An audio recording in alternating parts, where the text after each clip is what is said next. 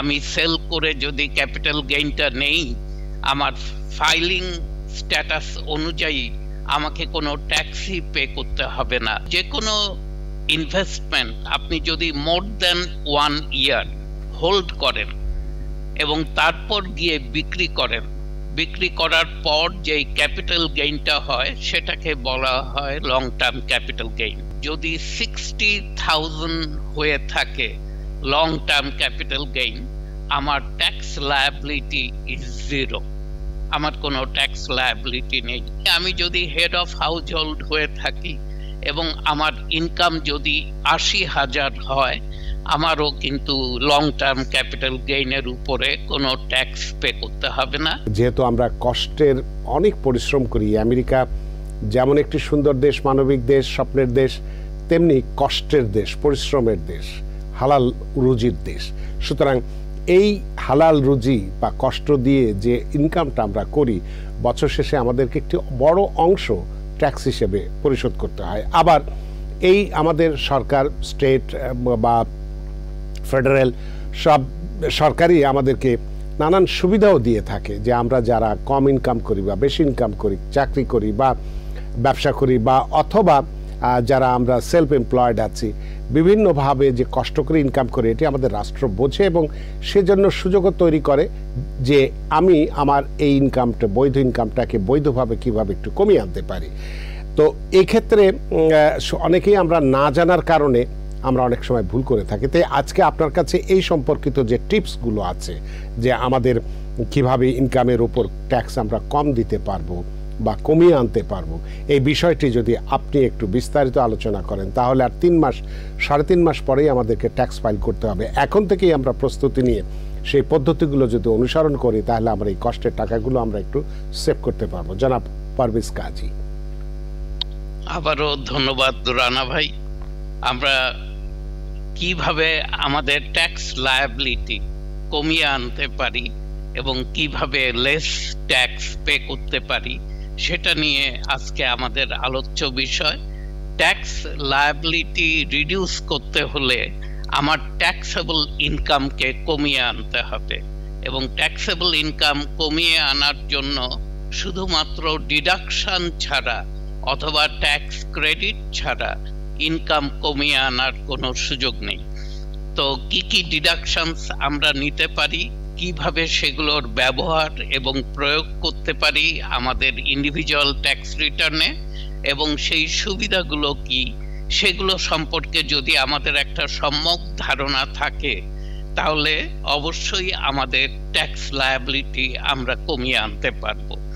তো প্রথম যেটা নিয়ে আমি কথা বলতে চাই, এটা নিয়ে আমরা কথা একটু কমই বলেছি প্রত্যেকেই আমার কাছে মনে হয়, সেটা হচ্ছে লং টার্ম ক্যাপিটাল গেইন।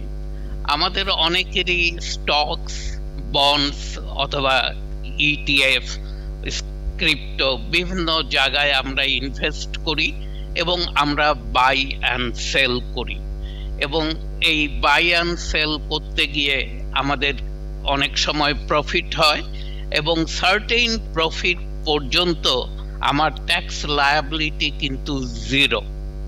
সেটা যদি আমরা জানি, তাহলে আমি যদি দেখি এন্ড অফ দ্য ইয়ারে গিয়ে আমার লং টার্ম ক্যাপিটাল গেইন কোথায় এসে দাঁড়াচ্ছে এবং আমি সেল করে যদি ক্যাপিটাল গেইনটা নেই, আমার ফাইলিং স্ট্যাটাস অনুযায়ী আমাকে কোনো ট্যাক্সই পে করতে হবে না, তো আমি সেই সুযোগটা নেব না কেন?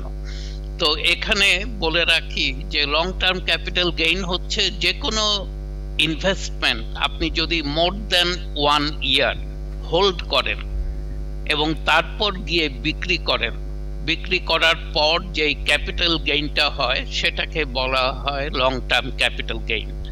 আর শর্ট টার্ম ক্যাপিটাল গেইন হচ্ছে আপনি কিনেছেন এবং 1 বছরের মধ্যে সেই ইনভেস্টমেন্টটা আপনি সেল করেছেন, সেটাকে বলা হয় শর্ট টার্ম ক্যাপিটাল গেইন এবং সেখানে যে গেইন হয়ে থাকে ওটাকে অর্ডিনারি ইনকাম হিসাবে দেখা হয়ে থাকে এবং ওটার জন্য আপনার যেই ট্যাক্স লায়াবিলিটি, সেই ট্যাক্স লায়াবিলিটি আপনাকে পে করতে হয়। এখন আমি যদি সিঙ্গেল হয়ে থাকি এবং আমার ট্যাক্সেবল ইনকাম যদি 60,000 হয়ে থাকে লং টার্ম ক্যাপিটাল গেইন, আমার ট্যাক্স লায়াবিলিটি ইজ 0, আমার কোনো ট্যাক্স লায়াবিলিটি নেই। এবং ঠিক তেমনি আমি যদি হেড অফ হাউস হোল্ড হয়ে থাকি এবং আমার ইনকাম যদি 80,000 হয়, আমারও কিন্তু লং টার্ম ক্যাপিটাল গেইনের উপরে কোনো ট্যাক্স পে করতে হবে না। এবং যারা ম্যারিড ফাইলিং জয়েন্ট, তাদের ইনকাম যদি থ্রেশহোল্ডটা 1,20,000-এর ভিতরে হয়, তাদেরকেও কিন্তু কোনো long term capital gain pay করতে হবে না, অর্থাৎ ট্যাক্স রেট তাদের জন্য হবে 0%। তো আমরা এটার সুযোগ নিতে পারি যদি আমরা দেখি যে এন্ড অফ দ্য ইয়ারে আমার ইনকাম কোথায় গিয়ে দাঁড়াচ্ছে, এবং আমি ক্যাপিটাল গেইন আমি যে স্টক, বন্ডস অথবা ক্রিপ্টো, ইটিএফ হোল্ড করছি, এগুলো যদি সেল করি আমি কি পরিমাণ প্রফিট পেতে পারি, ক্যাপিটাল গেইন এসে আমাকে হিট করবে, এবং সেই অনুযায়ী আমি আমার সিদ্ধান্ত নিতে পারি। এটা ছিল number 1, how to get the benefit of long term capital gain. Number 2 হচ্ছে, এটাও স্টক রিলেটেড, আমরা কথা বলতে চাই stock loss harvesting. Stock loss harvesting অনেককেই আমরা দেখেছি খুব সুন্দরভাবে এটাকে ব্যবহার করে তার স্বার্থে, অনেকেই আবার এটাকে ব্যবহার করতে ব্যর্থ হয়। ব্যর্থ হওয়ার প্রথম যে রিজনটা দেখি, যে স্টকগুলো আপনি সেল করছেন আপনি লসটা ক্লেম করার জন্য, সেই স্টকগুলোকে আপনি কিন্তু আর কিনতে পারেন না বিফোর 30 days। যদি 30 দিনের পূর্বেই আপনি সেই স্টকগুলোকে কিনে নেন, তাহলে এটাকে ধরে নেওয়া হয় ওয়াশ সেল, এবং এই ওয়াশ সেলের কোনো বেনিফিট আমরা পাই না। অতএব স্টক লস হারভেস্টিং এর আমি সবসময় যেটা বলে থাকি, এটার স্টকস অ্যান্ড বন্ডস আমি ধরেন কিনলাম আজকে 100 টাকায়, এবং এই স্টকের প্রাইস বেড়ে হলো 200 টাকা। আমাকে কি এই 100 টাকা যে এখন প্রফিট দেখাচ্ছে, আনরিয়ালাইজড গেইন, এটার উপর কি ট্যাক্স পে করতে হয়? না, এটার উপর ট্যাক্স পে করতে হয় না। আমি ট্যাক্স তখনই পে করি যখন আমি এই স্টকটাকে বিক্রি করি এবং আনরিয়ালাইজড গেইন রিয়ালাইজড গেইন হয়। ঠিক তেমনি লসের বেলায়ও তাই। আমি 100 টাকা দিয়ে স্টক কিনেছি, ওটার দাম যদি কমে 50 টাকা হয়, আমার কিন্তু কোনো বেনিফিট নাই আনলেস আমি এটা বিক্রি না করা পর্যন্ত। অতএব স্টক লস হারভেস্টিং হচ্ছে আপনার স্টকস ভ্যালুতে যদি কমে আসে এবং আপনি দেখছেন আপনি কিছু লস সাফার করছেন এবং সেই লসটাকে আপনি রিয়ালাইজ করতে চান, তখনই আপনি সেই স্টকগুলোকে বিক্রি করবেন। বিক্রি করে আপনাকে 30 days ওয়েট করতে হবে যদি আপনি সেই স্টকগুলোকে আবার কিনতে চান। এবং অনেককে আমি দেখেছি তারা আপনি কিন্তু বছরে সিঙ্গেল অথবা ম্যারিড ফাইলিং জয়েন্ট হন, আপনি ম্যাক্সিমাম 3000 পর্যন্ত লস দেখাতে পারেন, দেয়ার ইজ এ ক্যাপ, এবং যেই অংশগুলো থেকে গেল সেগুলো পরবর্তী বছরে আপনি ক্যারি ফরওয়ার্ড করতে পারেন সেই লসগুলোকে।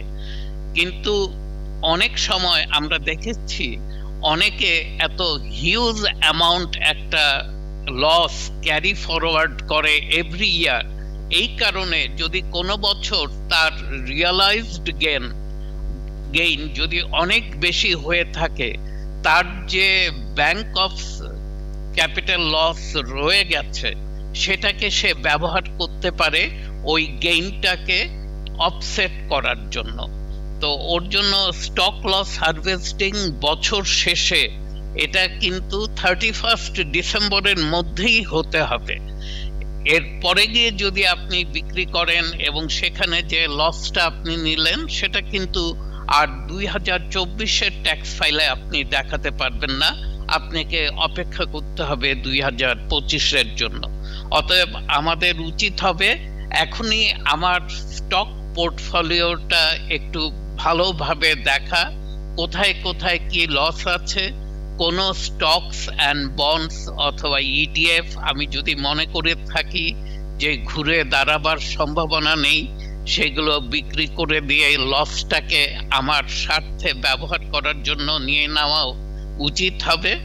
আর যদিও মনে করি যে পরবর্তীতে একদিন হয়তো এটা ঘুরে দাঁড়াবে, তাহলে আমি 1 মাস পর সেই স্টকগুলোকে আবারও কিনতে পারছি। অতএব এটা 2 নাম্বার পদ্ধতি যেভাবে আমরা আমাদের ট্যাক্স লায়াবিলিটিকে রিডিউস করে আনতে পারি। 3 নম্বরে আমি আলোচনা করতে চাই HSA হেলথ সেভিংস অ্যাকাউন্টে কন্ট্রিবিউশন নিয়ে। HSA কন্ট্রিবিউশন যারা শুধুমাত্র কোয়ালিফাইড, যারা high deductible insurance policy, health policy carry করে, তারাই এটা করতে পারে।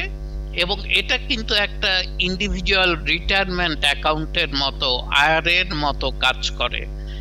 শুধুমাত্র ডিফারেন্সটা হচ্ছে এখানে আমি যেই টাকাটা রাখবো এটা প্রি ট্যাক্স ডলার, মানে আমি এটার উপরে কোনো ট্যাক্স পে করব না। এবং সিঙ্গেল হলে এখন এটার কন্ট্রিবিউশন লিমিট হচ্ছে 4150 এবং ম্যারিড ফাইলিং জয়েন্টের জন্য এটার কন্ট্রিবিউশন লিমিট হচ্ছে 8300। এবং এই HSA আমি যেই এমপ্লয়ার সাথে আছি, আমি যদি এমপ্লয়ার চেঞ্জ করি, আমি কিন্তু এটা পোর্টেবল, আমি কিন্তু আমার সাথে এটাকে নিয়ে যেতে পারবো। এবং HSA ডিফারেন্সটা হচ্ছে দেয়ার আর আদার মেডিকেল সেভিংস অ্যাকাউন্ট, যেখানটায় আপনি যেই টাকাটা কন্ট্রিবিউট করলেন এন্ড অফ দ্য ইয়ারে গিয়ে আপনাকে সেটা ব্যবহার করতে হয়, অথবা আপনি লুজ করেন পুরো টাকাটাই। HSA কিন্তু সেই ধরনের অ্যাকাউন্ট না, এটাকে আপনি ক্যারি ফরওয়ার্ড করতে পারেন যতদিন ইচ্ছা ততদিন। শুধুমাত্র মাথায় রাখতে হবে যদি 65-র আগে আপনি এটাকে ব্যবহার করতে চান, এই টাকাটা স্পেন্ড করতে চান, এটাকে কোয়ালিফাইড মেডিকেল এক্সপেন্সেই আপনি ব্যবহার করতে পারবেন। কিন্তু 65-র পরে গিয়ে আপনি যদি এটাকে এনক্যাশ করেন, আপনি এটাকে উপরে তখন আর এই কোয়ালিফাইড মেডিকেল এক্সপেন্স হতে হবে এই রিকোয়ারমেন্টসটা থাকে না। অতএব এটা আরেকটা রিটায়ারমেন্ট অ্যাকাউন্টের মতো কাজ করে। আমরা এটা প্রি ট্যাক্স ডলার, এবং এটায় আমি কিন্তু স্টকস অ্যান্ড বন্ডসে ইনভেস্ট করতে পারি, এবং এইটার যে গ্রোথটা হয় সেটাও কিন্তু tax deferred. HSA account, health savings account, আমরা অনেককেই রিকমেন্ড করে থাকি এরকম একটা অ্যাকাউন্ট ওপেন করার জন্য তার রিটায়ারমেন্টের জন্য, অথবা আননোটিসড যদি কোনো বড় মেডিকেল এক্সপেন্স এসে যায়, যেন সেটাকে উনি প্রি ট্যাক্স ডলার দিয়ে সেই খরচটা বহন করতে পারেন। If you're wondering, should I get my COVID shot? Think about other people.